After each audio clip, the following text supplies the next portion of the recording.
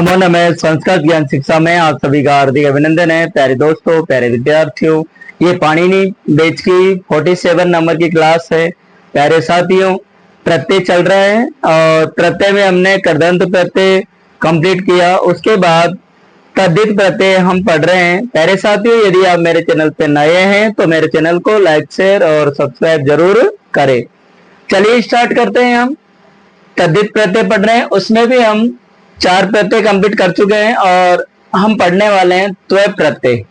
इसके बाद तल पढ़ेंगे। पहले पढ़ेंगे हम त्वय प्रत्यय। देखिए, इसका अर्थ होता है कि तद भाव है, यानी उसका भाव। तस्य भाव है, क्या हो जाएगा? तस्य भाव है, उसका भाव। तस्य उसका भाव अर्थ में शब्दों से त्वय प्रत्यय होता है। कौन सा प्रत्यय होता है प्यारे साथियों? त्वय प्रत्यय होता है।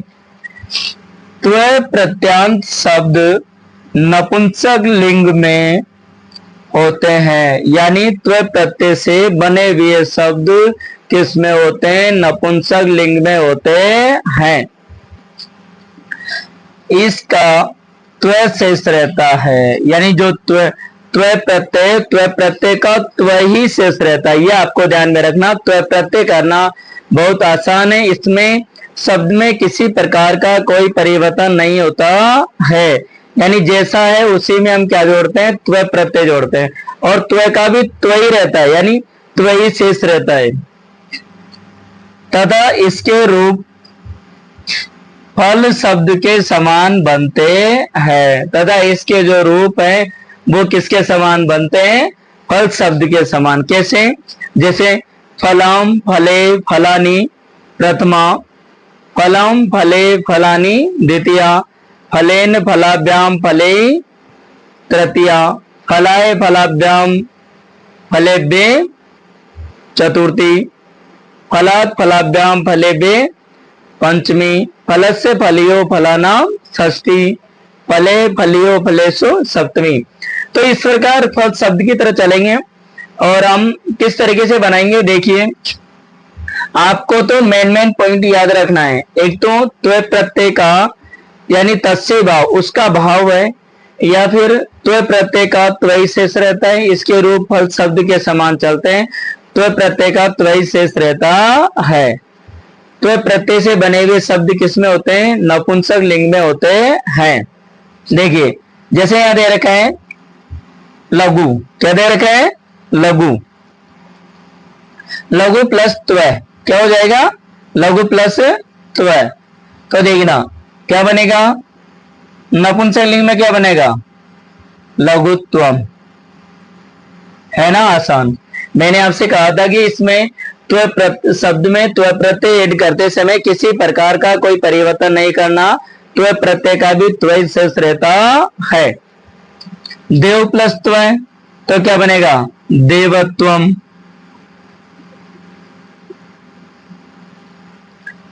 पशु प्लस त्वय तो क्या बनेगा? पशुत्वम।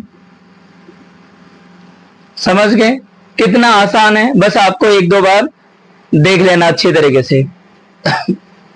कृष्ण प्लस त्वय तो क्या बनेगा? कृष्णत्वम। कृष्णत्वम। जड़ प्लस त्वय तो क्या होगा? जड़त्वम। दीर्घ प्लस त्वय क्या होगा? दीर्घत्वम। और कवि प्लस त्वय क्या होगा?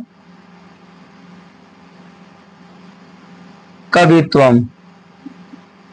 नहीं है ना? किसी प्रकार का कोई परिवर्तन नहीं है। अभी तक मैंने जो बनाया है, आया कोई परिवर्तन? नहीं आया ना? चलिए आगे देखिए। पटु प्लस त्वय तो क्या बनेगा? पटुत्वम। कृष्ण प्लस त्वय तो क्या बनेगा? कृषत्वम। मनुष्य का होगा, मनुष्य में त्व प्रत्यय ऐड करते हैं तो क्या बनता है? मनुष्यत्वम, और शिशु में तल त्व प्रत्यय जोड़ेंगे तो क्या बनेगा? शिशु त्वम। गुरु में त्व जोड़ते हैं तो क्या बनेगा? गुरुत्वम। कहने का मतलब त्व प्रत्यय का त्व शेष रहता है और इससे बने हुए शब्द किसमें होते हैं? नपुंसक लिंग में होते हैं। इतना सा अगर यदि आपने ध्यान रख लिया तो कोई इनके अलावा भी यदि कोई सा भी उदाहरण आ जाए तो आप आराम से कर दोगे उसको। ठीक है, जल्दी से आप इसका स्क्रीनशॉट ले लीजिए।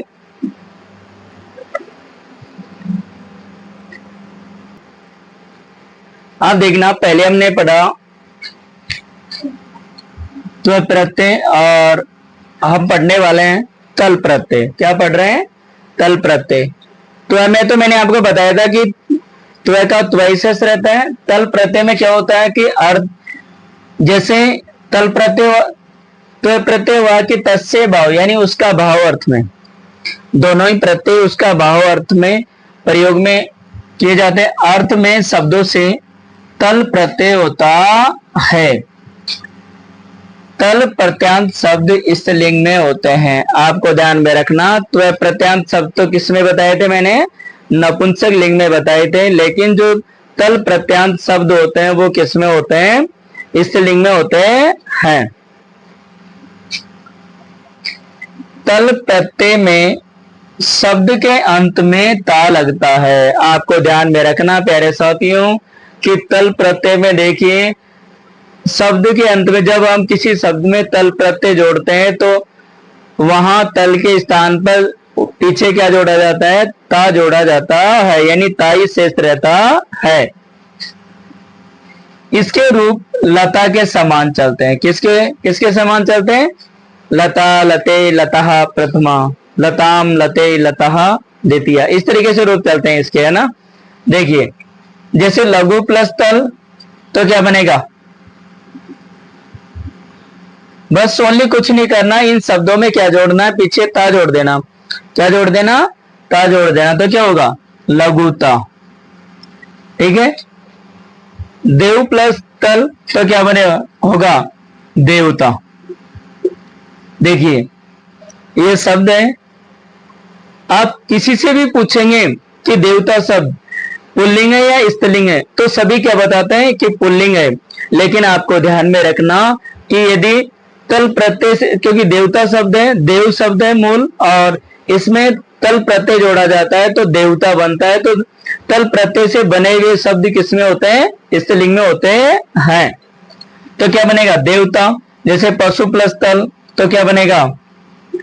पशुता। कृष्ण प्लस तल तो क्या होगा? कृष्णता। और जड़ प्लस तल तो क्या होगा? जड़ता। समझ में आ रहा है?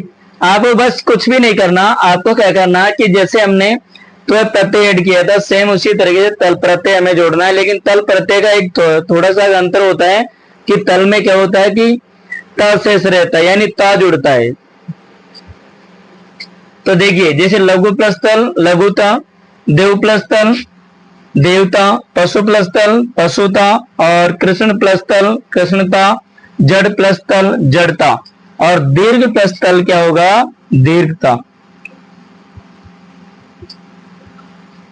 कवि प्लस तल तो क्या होगा? कविता। कविता में यदि आपसे पूछा जाए कि इसमें प्रत्यय कौन सा है तो आपको बताना तल प्रत्यय है। ठीक है। पटु प्लस तल तो क्या होगा? पटुता। कृष प्लस तल कृषता। मनुष्य प्लस तल तो क्या होगा? मनुष्यता। क्या बन जाएगा? मनुष्यता। शिशु प्लस तल तो क्या होगा? शिशुता। गुरु प्लस तल तो क्या बनेगा? गुरुता।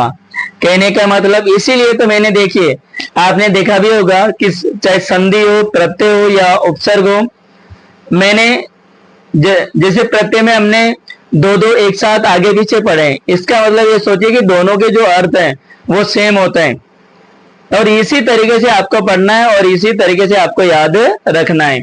तो आज हमने क्या पढ़ा, त्व प्रत्यय और तल प्रत्यय। त्व का त्वय शेष रहता है और तल का ता शेष रहता है, ठीक है। त्व प्रत्यय से बने हुए शब्द किस में होते हैं, नपुंसक लिंग में होते हैं, और तल प्रत्यय से बने हुए शब्द किस में होते हैं, स्त्रीलिंग में होते हैं। तो प्यारे साथियों समझ में आया होगा, बस एक दो बार क्लास को देखना, क्लास को पूरी देखा करो आप लोग। एक तो क्या करते हैं कि पूरी स्किप करके इस तरीके से निकाल करके हम देखेंगे तो वो याद नहीं होगा, क्योंकि 10 मिनट 15 मिनट का वीडियो होता है, हम आराम से देख लेते हैं क्लास को। इतनी ज्यादा लंबा समय भी नहीं होता कि हम देख नहीं पाते उसको, इतना सा तो टाइम हम निकाल देते। चलिए प्यारे साथियों मिलते हैं अगली क्लास में, अगले वीडियो में। तब तक के लिए जयतु भारतम, जयतु संस्कृतम।